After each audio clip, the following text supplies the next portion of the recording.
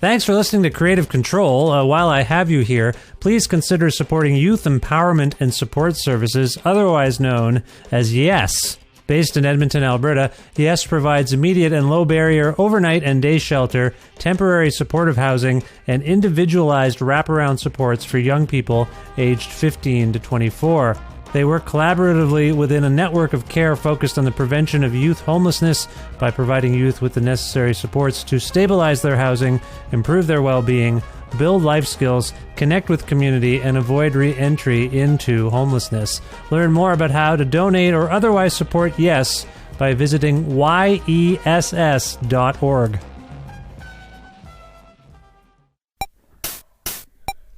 Creative control, creative control.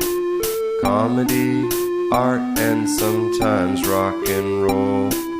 Let's do a public opinion poll. Raise your hand if you love creative control.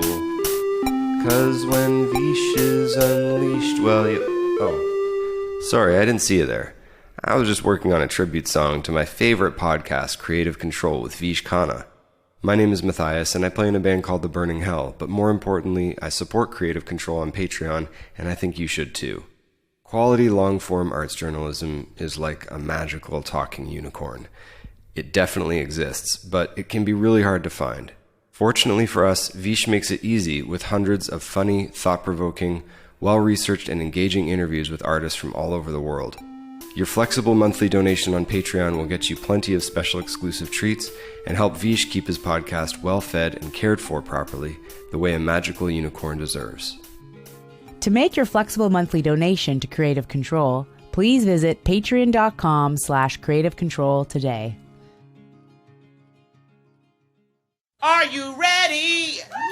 Are you ready for the reason we here? Ooh, yes, y'all.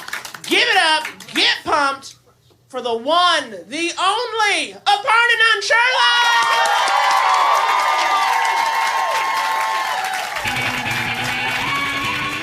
Creative Control with Vish Khanna. Aparna Nancherla is a talented comedian, writer, actor, and author currently based in Los Angeles, California. Originally from Washington, D.C., Nancherla has spent most of the past 2 decades performing stand-up around the world, including appearances on American late-night talk shows. She has also written for Late Night with Seth Meyers and Totally Biased with W. Kamau Bell, and has acted on shows like Space Force, BoJack Horseman, and Corporate, not to mention feature films like A Simple Favor. In September 2023, Viking published a book of her personal essays called Unreliable Narrator, Me, Myself, and Imposter Syndrome. That same year, she hosted an 8-part interview podcast called The Introvert's Survival Guide, which is available on Audible. On Friday, February 16th, 2024, Nancherla makes her long-awaited return to a Canadian stage when she appears at the Rio Theatre at Just for Laughs, Vancouver, with her new show, Aparna Nancherla presents Uh-Oh, I'm Back, and I Have Some Thoughts. To mark the occasion, Aparna and I connected for a talk about things like returning to public life after taking a break to write a book, the fact that I did not actually have any time to read that book before we scheduled this conversation at the last minute, our respective relationships with anxiety and how it may relate to growing up as first-generation North Americans with parents who immigrated from India, stigma and acceptance surrounding mental health, a joke of hers that one of us didn't remember, returning to live performances and the internet after a hiatus, another interview she had to do, and much more. A part of the Entertainment One network with the support of listeners like you who follow and subscribe to this donor-driven podcast and spread the word about it. And in fact, make flexible monthly donations at patreon.com/creative control. This is now my primary source of revenue in life. So if you enjoy the show and like to support me and it, I would really appreciate it. Again, it's flexible, it's monthly, you can change it whenever you want, and it's, I don't know what to say, it's just greatly appreciated. Again, visit patreon.com/creative control to support me and my work today. Plus in-kind support from the likes of Pizza Trocadero, The Bookshelf, and Planet Bean Coffee, respectively, in Guelph, Ontario, and Granddad's Donuts in Hamilton, Ontario. This is episode 837 of Creative Control, featuring the brilliant and hilarious Aparna Nancherla, with your host, me, Vish Khanna.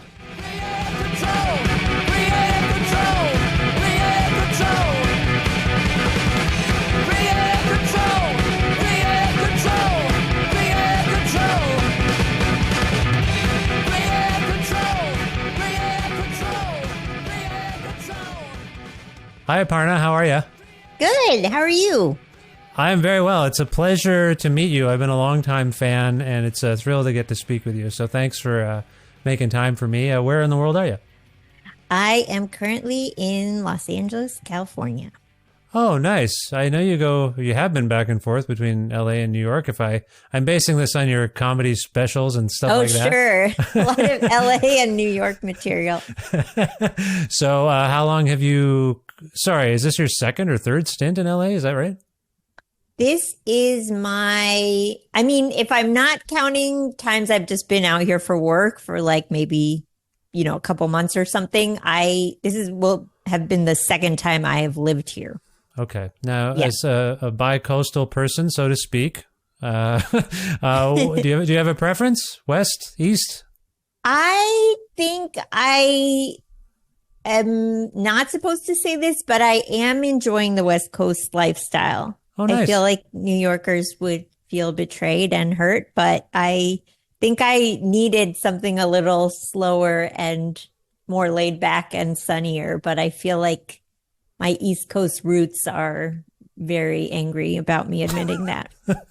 So if the West Coast people are more laid back, if the vibe is more laid back, do they have a similar kind of animosity towards LA people going to New York and saying, oh, New York's better?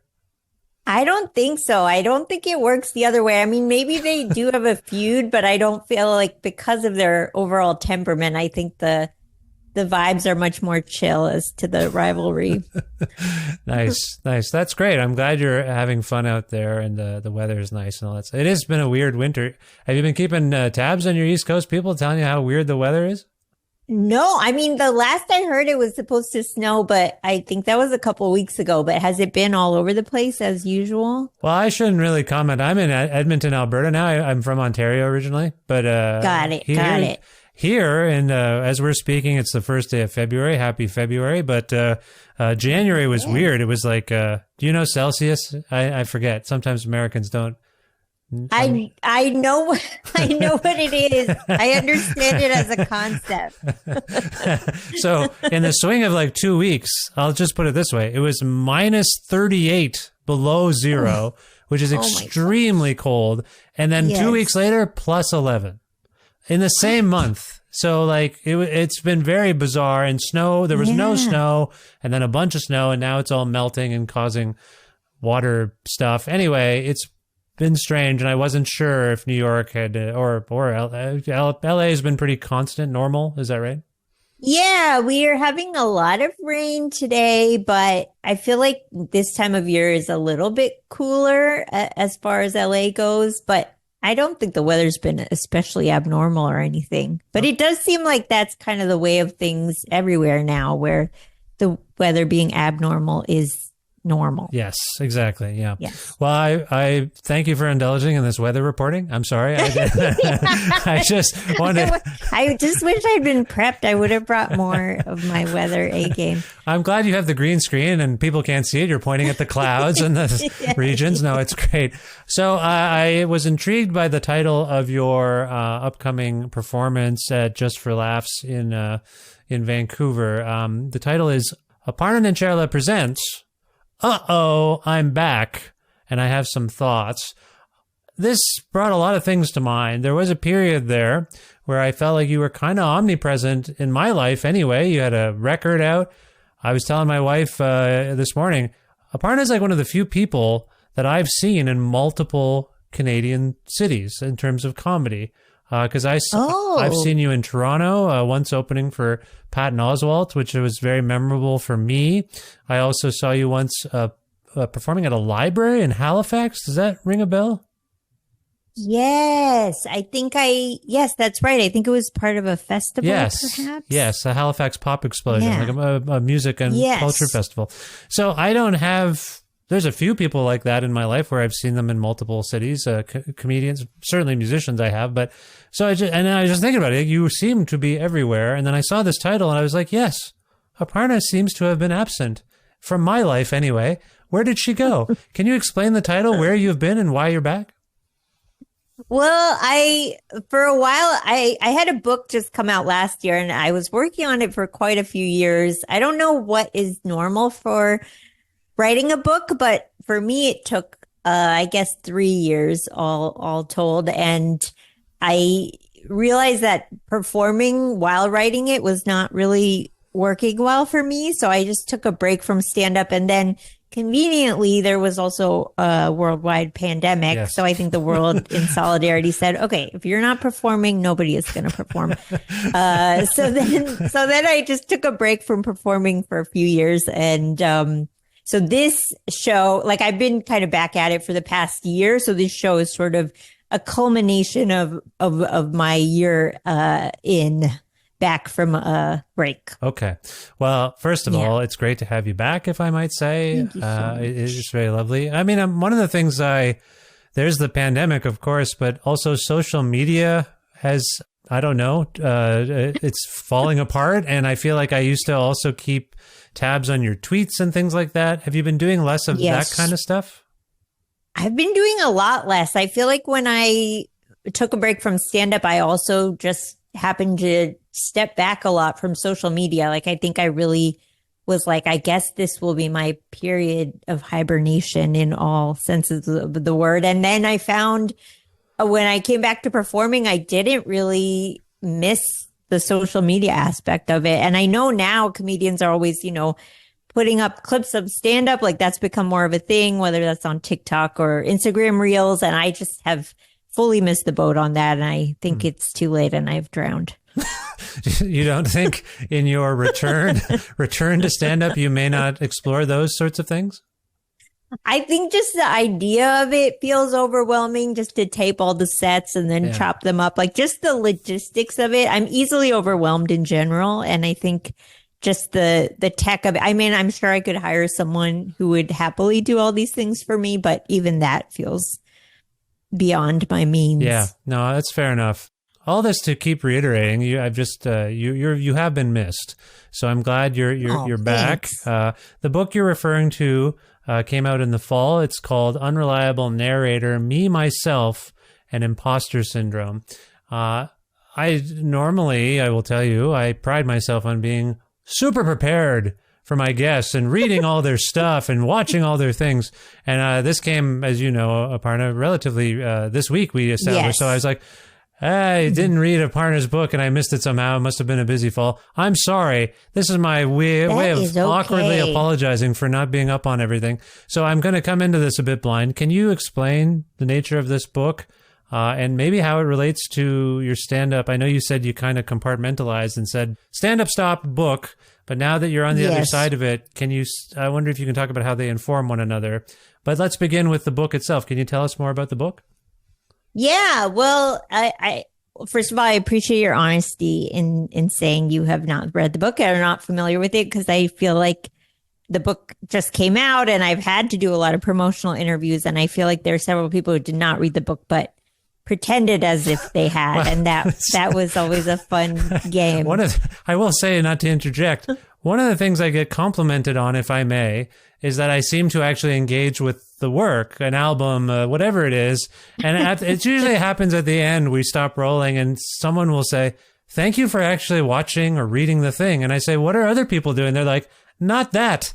They're not doing that. I'm like, what are they doing? They're like, I don't know. So I feel I'll tell you what they're doing. They're kind of leafing through it as they're talking to you. I don't even, if I have a book to read for one of these, they'll send me the book and they say, are you ready? You ready to talk? I'm like, nope, not done the book. I'll read the book and I'll tell you when I'm ready. And I feel like they're not used to that. They're usually people are like, I see you got the book today. I got a notification through the tracking. You want to talk tomorrow? I'm like, no, Are you nuts? Like, I have to read the book, and it's a foreign Yeah. concept. I'm sorry to make this a backpatting. It's not. I feel embarrassed I didn't have your book in No, time. Yeah. I'm fascinated. I'm also just amazed at how interviewers have to consume so much content because they're interviewing so many different people, and then to kind of like have to synthesize the crux of those people's Yeah. work in such a short time. I should be interviewing you. Well, you've worked in late night. You worked on Late Night with Seth Meyers, at least, right? Mm-hmm. Yeah, that's the kind of show, and a lot of the bigger shows in Canada here on the CBC or whatever, they'll have like 50 producers and a host, right? I'm exaggerating these days. They have Yes. three producers and a host, and what people I don't think realize is that the host, when they're talking to someone about a movie or a book, may not have even engaged with it at all. Their people have done it, and they've created a question pack, and then they say, "Oh, so in your book, you talked about a red Yes. wheelbarrow," and the guest plays along. And meanwhile, I'm sure the host is like, "Good Lord, I haven't read this book at all. I don't know what they're going to say."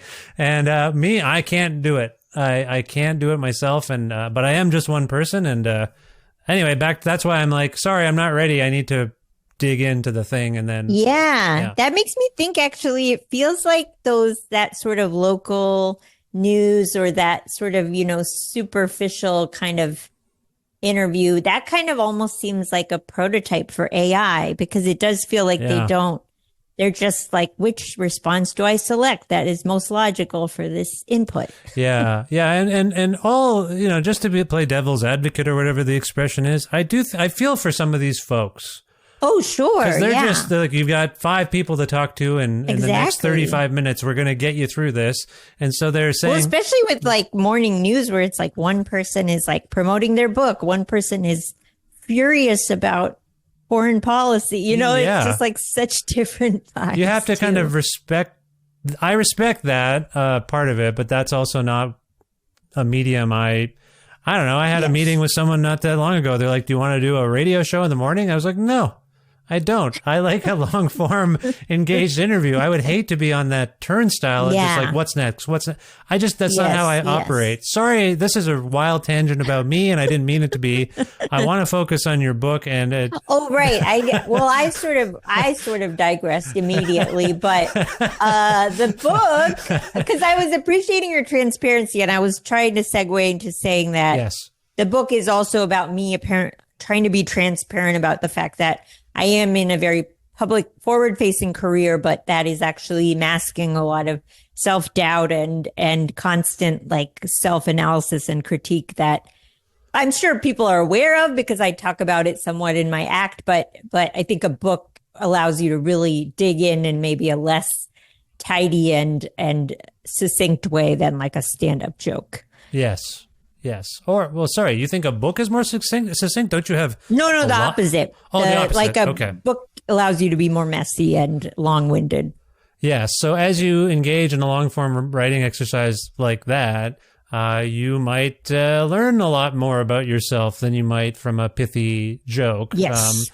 Can you talk a little bit about what you came away from after finishing the book? Is it possible? Yeah, I mean, I was a little worried in that I know a lot of my comedian peers have written books, and there a lot of times it's like funny essays, and they're just like fun, and it's even more fun to like listen to the audiobook and hear them kind of narrating them out loud. And this book was more being not always funny and kind of serious, so I was a little worried about putting that out into the world, but it is also, I think my natural state is like half trying to make a joke of being pretty serious. So I am happy that I got a chance to really, indulge that penchant I have.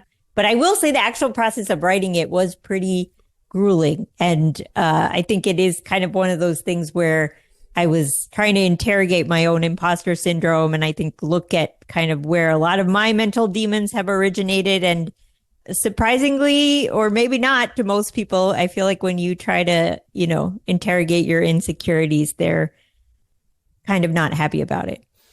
You were raised in Washington, D.C., I believe. Yeah. And were your parents, are you first generation American? Mm-hmm. Yeah. Yeah. So I just want to say I'm first generation Canadian. My parents immigrated from India in the mid 70s. I was born in 77. My point is, there's a lot that maybe I didn't realize. There's a lot that happened and a lot that's gone on, and that culture clash stuff and trying to both assimilate, I guess. And then when I got to university, realizing that people were like more interested in my Indian side than my whatever side. Like in high school, I was kind of hiding it. Like I was like, I didn't really want to talk about it. Do you feel like your imposter syndrome might emanate in any way from the fact that your parents were immigrants and did you have that experience of like kind of having a different home life than you did in school or public? Did you have that? Yeah, I think it definitely came from that immigrant outlook growing up of being kind of stuck between two cultures and having to kind of code switch between them. Yeah. But then on top of that, I was also a really shy kid. So I think that made me kind of feel like an outsider and that I didn't always know how to fit into groups. So it was kind of like that added another layer of like, even when I am with like my more, South Asian peers or more like white dominant group, which was kind of the school system I came up in, I still like didn't quite know the norms sometimes to fit in just in terms of like socially gracefulness. So I think that maybe compounded the immigrant outsider feelings.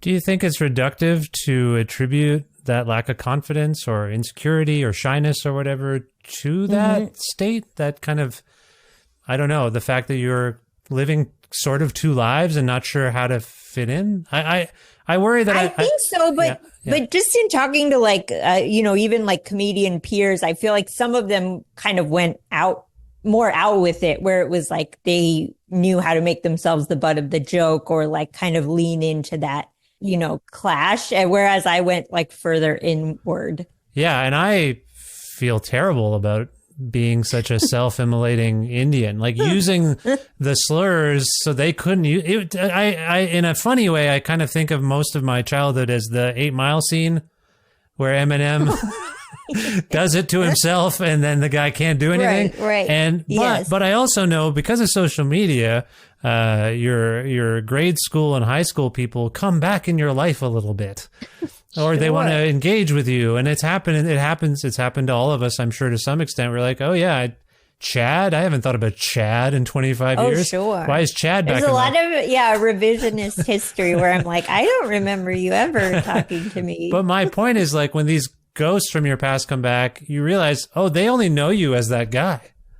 Like, they would only know me as the guy who made these jokes and maybe made fun of my family life as a self-defense mechanism, whereas I've evolved and I love my parents, warts and all. Like, it was not easy on some level. Yeah. But I wonder, it's a perception thing. Sorry. The other thing for me, growing up an Indian person with my parents, was that perception was a huge part of it. Yes. Was that your experience? Yeah, I think maybe that's just like a South Asian cultural thing of like appearances are very important and it's a very, community-minded culture. And so I think there's a way that groups kind of monitor each other and like want to all present a certain way or present a certain way to each other in terms of, maintaining some sort of equilibrium or, So as we're speaking here, are you amazed we made it out alive at all? Oh yeah, constantly. I mean, I kind of feel for my parents in that even more with Gen Z, but the millennials too kind of like really latched onto therapy and like really digging into like past trauma. And I feel like my parents' generation kind of gets all the short ends of it, where it's like they get a lot of finger pointing, but then they don't necessarily, because they sort of weren't exposed to that early on, don't necessarily get the catharsis that comes with sometimes like doing that work. Yeah. I'm oscillating a lot. Well, particularly a few years ago, and she's okay now, but my mother had breast cancer and it just well, thank you. No, she's fine now. I mean, you go in for the tests and all that stuff, but it was one of those things where the stage elevated within a day. And it went from, it was just a rough time, but it put us in a very, emotional and sentimental state, and luckily we're okay. But that sentiment has mostly carried on. The warmness. Sorry, I'll say that in the last 5 in a minute. This is gonna make me sound like a monster, but I don't used to end phone calls with "I love you guys." Both of us do it now all the time. Like that little exposure to mortality for us, because we've been relatively lucky, just changed our dynamic, and that's good. But it also made me think, good Lord, I've been so harsh with my trauma dumping on my parents. These people came to this country, to Canada, with nothing. Literally nothing. And I remember I've over the years, I've heard the story about how when I was born, my mother's parents flew from India to help. And I was like, to help? What does that actually mean? And it's because they literally didn't know how to do it. And I'm trying to have more empathy as I deal with my own shit. I'm trying to have more empathy for what they came up with. Did you have in this experience, or as you talk about your family and your comedy, do you feel like you're in a more empathetic place to what they were going through? Yeah. I mean, I think just with every passing year, I think also just seeing your parents get older, you really like reframe a lot of things, including your relationship with them. And I think, just having spent more time thinking about like how traumatic just like, migration is, and being like uprooting your entire life and, kind of starting your community over from scratch, like how hard and incredibly like painful that must have been. And just seeing that they have a lot of immigrants in many ways, like don't get to fully ever like come to terms with all the like, like how destabilizing that is for any person. Yeah. And I also, I'm in that swirl of activity with my mother's illness. I developed and was able to identify anxiety in myself. And there were incidents, and I had to go to counseling, and it just something I think I've just been go my whole life. And it's just not something it probably means it was always there. I know you have a relationship with anxiety. You've addressed it in your comedy. And I'm sorry, I'll read your book. I'm going to get your book right after this. I'm going to get one, get a copy. It's no problem. No, 100%. I'm getting it because I like you. I like your work. And honestly, I feel bad. I'm going to keep kicking myself about not having your book. It's going to be a theme. I'm going to stop now. My point is, what was my point?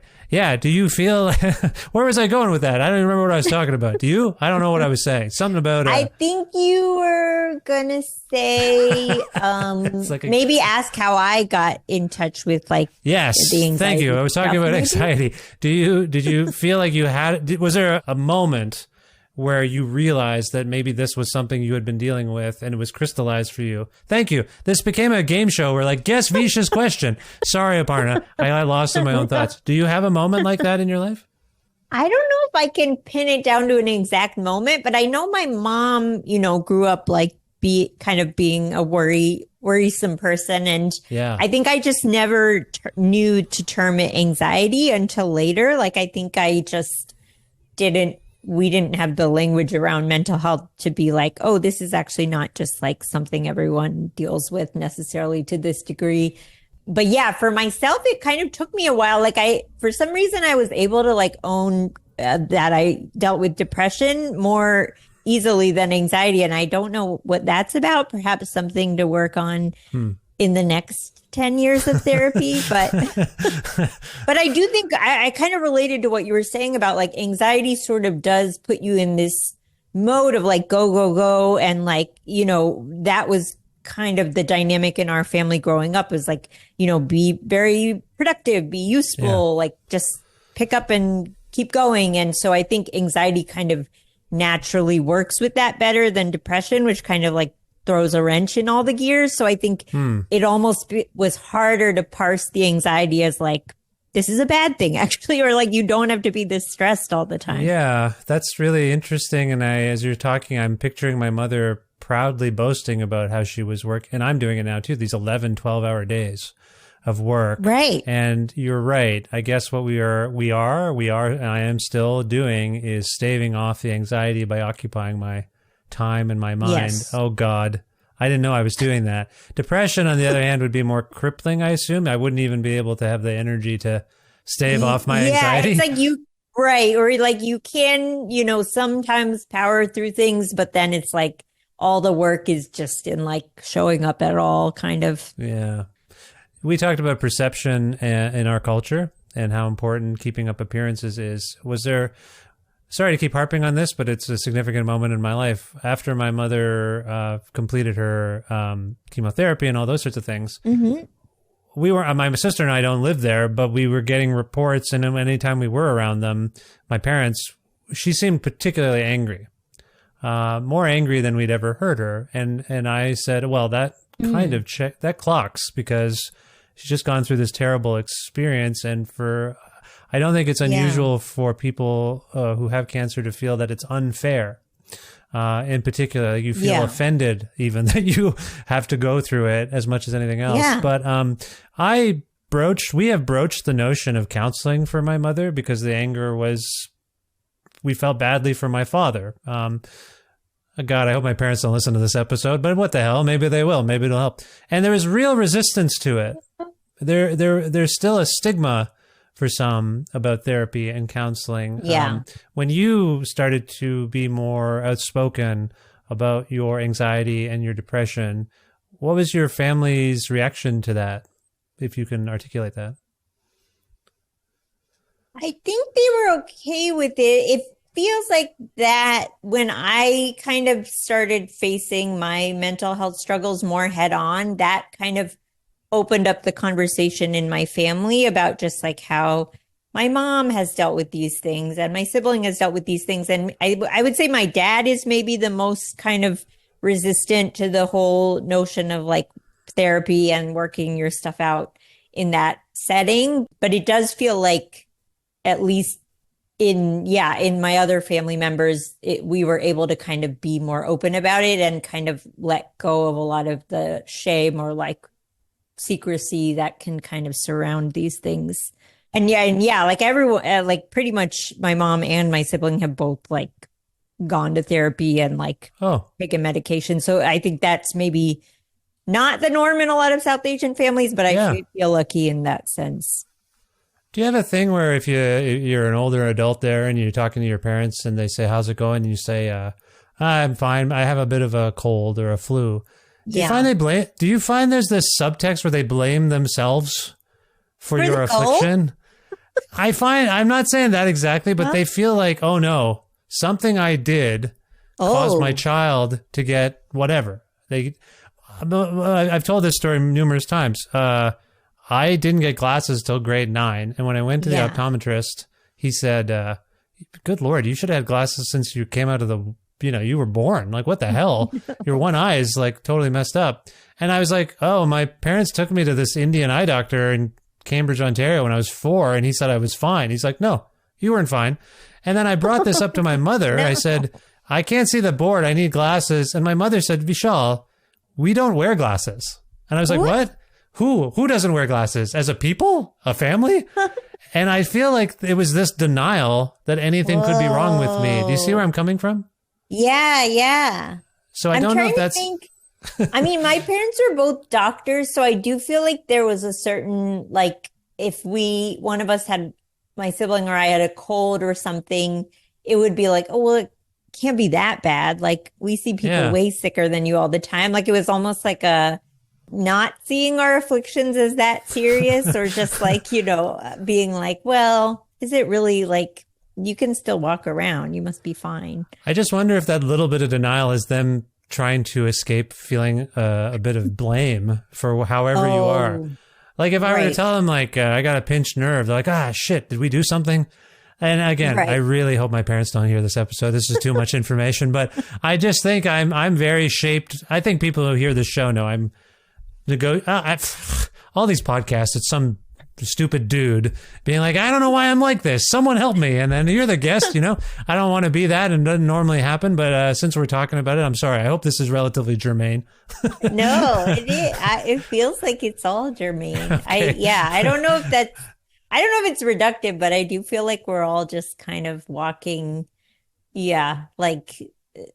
accumulated trauma over generations and generations. Yeah. And there's a huge strain of people not your father is not alone in trying to suggest we're being soft, or I'm sorry, I'm putting words in your father's mouth. I'm just saying that lack of acceptance for people like us articulating these things in a wide swath is like, oh, you Gen Z whiny, like whatever. And you're like, what? No, I think we're being raised better. Like, I have 2 kids, and I hope we're not, I do worry. Like, I hope we're not doing anything that makes them feel badly later, that sort of thing. We love and support and all that stuff. But it's just, we were talking about it more. And your book arrives at an interesting time in that vernacular. Yeah. In terms of the reception to the book from both critics, I suppose, and people close to you, can you characterize it? Can you characterize how people took the revelations that might occur in this book that, as I've established already, I haven't even read? I don't know if there are any revelations. I'm such an ass. I'm so sorry. Can you articulate the reception? I think the sort of point of the book is like a lot of these things we kind of maybe struggle with. Like I talk about mental health and, but also like body image and also like productivity culture, like how online you're supposed to be, like how all these things are not necessarily issues on which you're ever going to have like a clean set of answers. Like that's sort of the point of the book, of just how we're kind of ever evolving and sometimes like feeling like we've gotten to a new plane of like enlightenment, and then like falling back 2 steps the next year, and how that's just like part of being a human is kind of just living these battles and being okay with them. Yeah. Felt like sort of the overall message of the book. Okay. So in the soil of that, I think you're alluding to what we categorize as imposter syndrome. Are you any better with I assume you're talking about your own imposter syndrome. Are you any better with it since writing the book? I think I've learned to not give it as much weight. Like I think before it would be like, taking up all the oxygen in my brain, and kind of there would be no option of a different perspective or way of seeing things. And now I realize like it's kind of like we were saying, the sum of many factors that sort of came from my origins. And like I honor that it's there and that it like has something to say, but now I kind of don't hold it in the objective truth that I think it maybe originally painted itself as. Right. Okay. Yeah. So you took a break from comedy and being online to work on this book. Sorry, when did you actually start performing stand-up? I think I did a set when I was 20, but then I kind of didn't perform regularly until I would say 2006 was when I really started. 2006? Yeah. Any breaks like the one you just took in that time frame? Since then, not really. No, nothing so extended. I would say this was the longest one I've taken since I started. Yeah. I want to ask about that break then, because for anyone who performs on stage, it's a compulsion on some level. You need it a little bit, whether you think that or not, you do. What was it like for you to be away from performing? Again, extenuating circumstances, notwithstanding a pandemic that prohibited people from doing it as much, you having a project to work on. Did you miss it? Did you long for it while you weren't doing it? I think oddly, because I was writing a book that was kind of dealing with a lot of self-loathing or like ways that I think I make myself smaller. I think the reason I sort of had to step back from stand-up was like, when I was doing it, I was like in a state of mind where I just felt very raw and like kind of not good enough to myself or to other people. So I think it really felt necessary to step away from it at that time. And if I did miss it, it was kind of in a very disconnected way. Like I wasn't really able to be in touch with that more like fun, free side of performing until I think until after I took the break. Yeah. Yeah. Performing your thoughts for some performers, there's a great deal of theatricality that is fulfilling. Yeah. For others, it's like, oh, I have a really cool thought and I want to convey it. And obviously comedy is a sort of marriage of the two things. Yeah. Did you actually, I want to try to ask this question as clearly as I can, because I think they're so mired together. It's maybe hard to separate them.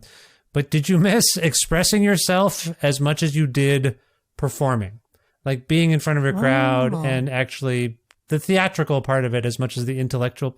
Sorry, I feel like I'm being quite reductive in separating these two things. No. I think that's a great question, because I think I always consider myself on the more cerebral end of performer, in terms of like I'm not hugely big or theatrical in my work, but I do think there is still an element of theatricality to any performance, like something about being in front of a live audience or just that like real time engagement that is kind of like unlike just creating in a vacuum or on your own. So I think that is the part I miss, just that immediate like sort of connection and experiencing something communally that is like just happening as it unfolds. I think I don't know if it was in the Washington Post, but I read an article about you that came out, I think, around when your book came out. Mm-hmm. It was fascinating to me to read them quoting parts of your act that I was familiar with, because I don't think I'd ever read them before. Oh, right. I'd only heard you deliver them. And I would argue, and I don't know how you feel about this, that your delivery, your presentation style, that's 75% of the joke in your case for me. Does that resonate? Yeah, I think for a lot of stand-ups, they hope that it's like, it's also them delivering the joke that kind of really like, kind of puts that final touch on it. I agree with you. Like sometimes if I'm reading someone else's material, it's just not the same. It's like, I guess it's like an unanimated drawing or something. Like you need, It's your attitude, I suppose, and this is true of many comedians. But I think of you as, I'm laughing at the way you've delivered it as much as what you're saying. So I could see you missing that. So the book is complete. When did you actually finish writing the book? Because it came out this past fall. So I finished it like a year prior to that, because it took like 9 months in production. So I guess December 2022. Okay. So and again, right in the midst of a pandemic still then, when do you have a sense of memory? I'm sorry, I'm guessing that you've been on stage since then. I think I started doing shows again in fall of 2022. Okay. So it's been a bit over a year since I've come back. Do you have any sense of memory of the first one back after the absence? Yeah, I was so nervous, and I think I remember the show was on September 11th, and I remember addressing that, where I was like, what a day to make a triumphant return. You didn't happen to do your 9/11 sandwich joke, did you? I did not. Probably a good call. Although, if anyone could pull it off on that day, I think it would be you. The fact that you have a joke. Sorry, I mean, you're not the only one. I don't even remember this joke. Like when you said it, it rung a very like distant bell, but I have no idea what the joke is at this point. I'm not going to deliver it per se, because I think that would do a disservice to the joke and to you. I will say it appears on your album, Just Putting It Out There. Is that correct? Is that what it's called? Yes. Which came out in 2016, I want to say, something like that. Yeah. Sorry, I'm riffing off the top of my head. But my point is, the joke is simply that you go to order a sandwich and a coffee, and the total comes up as 9/11. Oh, I see. Got it. Sorry, I'm explaining a joke to the writer of the joke, and I honestly, I don't know what that says about me, but I forgot I wrote this joke. Never forget is actually part of the joke. Exactly. In that bit. So truly sorry. Ironic. Okay, so you were nervous, but you got through it, and have you been performing constantly since then? Yeah, I feel like I would say it almost encouraged me to take more breaks and remember that, like, I think the fear as a stand-up sometimes is like, if you go away, everyone's going to forget about you or whatever it is. But I think for me, it really rekindled like why I enjoy doing it and what I enjoy about writing about my life. And so I think it was pretty invaluable. Yeah. I feel like I've been talking about this ad nauseum for 10 years and I'm even sick of it, but I'm going to quickly ask you, since you took a break from the form, I don't know. stand-up comedy still feels in a really strange place for me right now, just given how many iconic comedians seem to be, I don't know, going rogue, I guess. I don't know what the right word is, but they're really disappointing us constantly. And you took a break, I think, right in the heart of that. I guess I just want to ask you, as kind of a performer, you're a firsthand witness to it.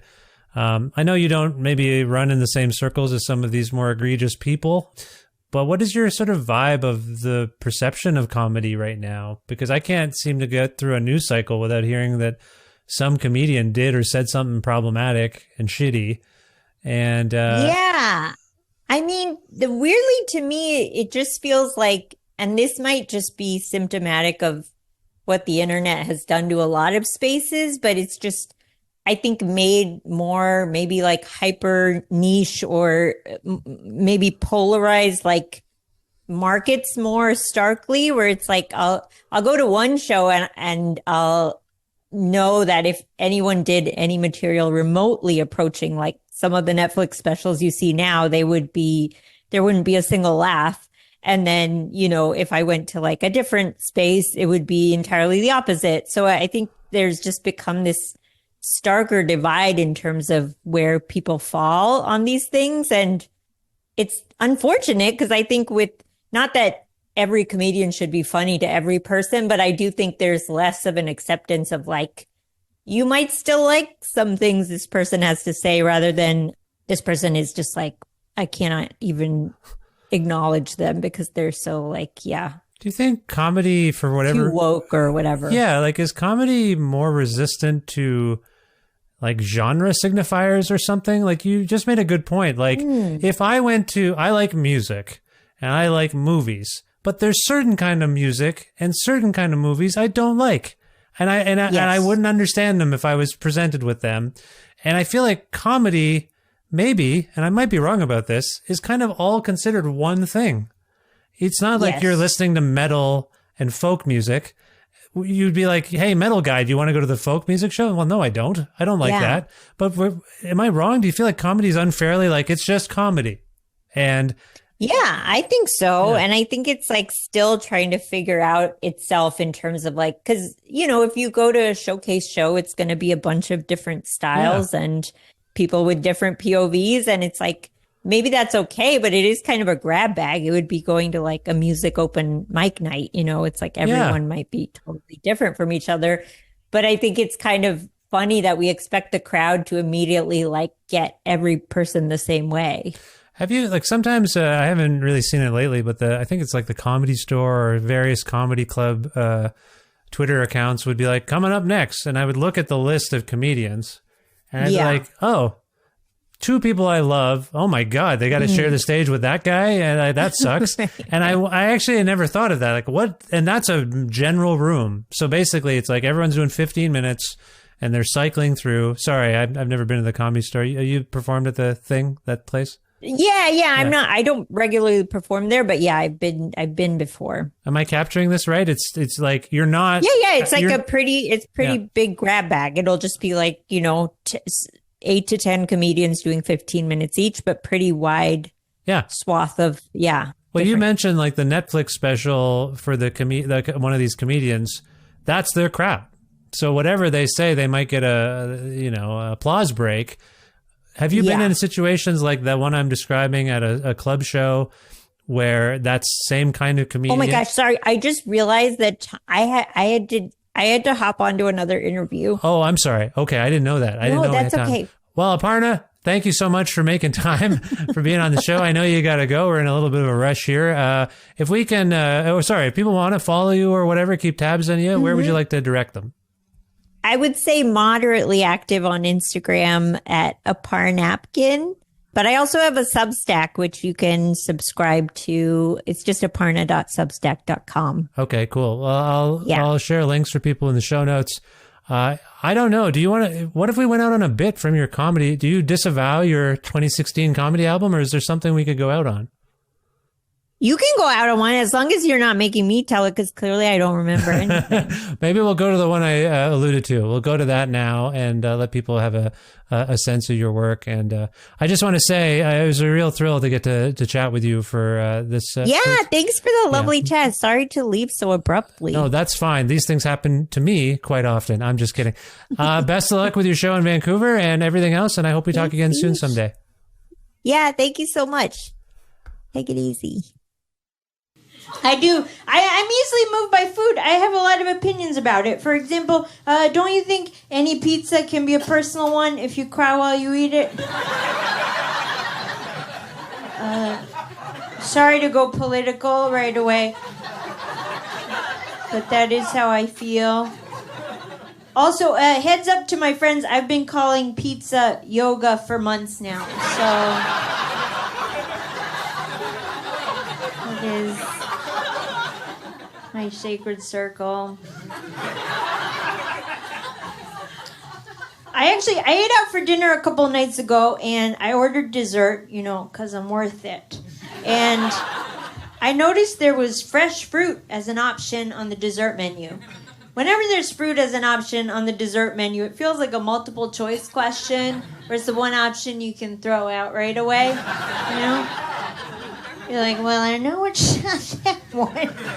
I studied, I've been studying for this test my whole life.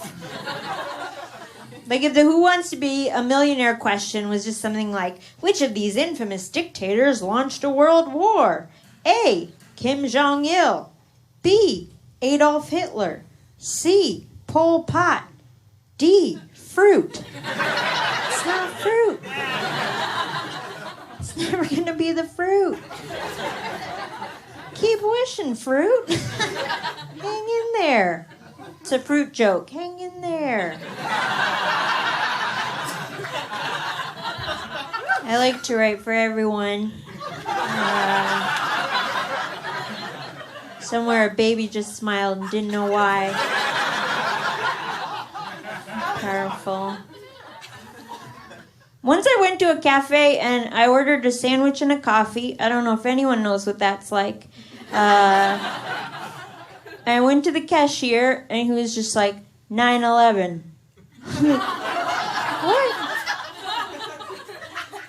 Excuse me? Good morning to you too, And then he was just like, no, that's your total, 9/11. That should not be allowed to be a total anymore. First of all, it's too much.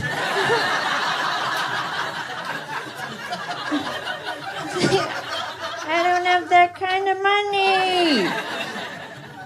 I feel like instead of a total button on the register, there was just a button that was like, bum everyone out immediately. Reference a national tragedy from which we'll never fully heal. Do it, Roger, you're working a double. Just all on one button. Roger's like, yeah, I found my button. Roger wins today. I feel like whenever the total's gonna be 9/11, there should be an automatic override in the system where it just changes to something like 420! Yay! Everyone's having a good time. Here's another sandwich for later. Never forget mustard.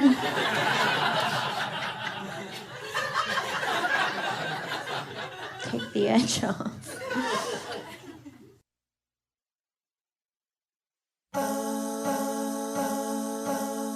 From her hilarious stand-up album, Just Putting It Out There, that was Aparna Nancherla with Thought on Sustenance, and that was the bit we went out on as we had to hastily wrap up that conversation. This all happened, as you heard us say there, or me try to say, this all happened very last minute, and I'm glad it happened. I've long wanted to talk to Aparna. I've been a fan. So yeah, Aparna, thank you so much for making time for me. If you're hearing this at this point in your life and ours, it really meant a lot, and maybe we'll talk again sometime. And the book, as I'm speaking to you, the book is en route. I'm getting the book, so I'm a man of my word. It's on its way here. So Anyway, I can't wait to read that book. Aparna appeared on this, the 837th episode of Creative Control, which is part of the Entertainment One podcast network and is available just about wherever it is you get your podcasts. If you want to learn more about the show or find episodes that you can't on your podcast platform and learn about me and sign up for my monthly newsletter, please visit vishkhanna.com. You can follow or like me and Creative Control on various social media platforms like Facebook, Twitter, Instagram, Blue Sky, Threads. There's a YouTube channel. There's all sorts of things. There's also a Linktree link in the show notes. It's I think it says follow Vish online. So click on that if you want to engage with me there. Also, please visit patreon.com/creative control to make a flexible monthly donation to sustain my work and me. $6 or more a month grants you access to exclusive content like ad-free episodes, ad and promo-free episodes, which come out earlier than they do for the general public. And if you're interested in receiving a Creative Control t-shirt and other perks, explore the Patreon page if you don't mind. The $6 thing gets you some stuff. The $10 a month tier gets you potential prizes. You get entered into draws for really cool prize packs and all sorts of things. So again, if you can support me and my work, I would obviously greatly appreciate it. This is my primary source of income now. So please visit patreon.com/creative control today and donate if you can. Thank you. Also want to thank Pizza Trocadero, The Bookshelf, and Planet Bean Coffee, respectively, in Guelph, Ontario, and Granddad's Donuts in Hamilton, Ontario, all fine independent businesses who offer in-kind support for this show. Also want to thank my dear pal Jim Guthrie for letting me use some music he makes on this show. You can learn more about Jim at jimguthrie.org. And finally, thank you for listening to this episode with Aparna Nancherla. I hope you enjoyed it and will explore her work if you're unfamiliar with it. She's wonderful. She's hilarious. She's so wise and smart. I'm over the moon that she was on the show. And I hope you'll subscribe to this podcast and follow it and tell your friends all about it. And that is it. I'm going to go pick up my kids from school. I will talk to you very soon. Bye for now.